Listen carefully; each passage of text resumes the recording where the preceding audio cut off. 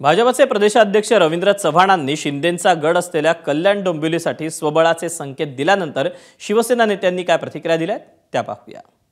वरिष्ठ नेत्यांनी लोकलचे नेते निर्णय घेतील असा जो काही फतवा काढला होता किंवा अशा ज्या काही सूचना दिल्या होत्या त्यानुसार कार्यकर्त्याला ॲडजस्ट करणं किंवा स्वतःच्या पायावर हिमतीवर लढवणं हे अनेक ठिकाणी झालेलं आहे। म्हणून येणारी महानगरपालिकेमध्ये सुद्धा काय होईल हे आता सांगणं योग्य नाही, परंतु आम्ही महायुतीबरोबर लढायचं असं पहिल्यापासून सांगतोय।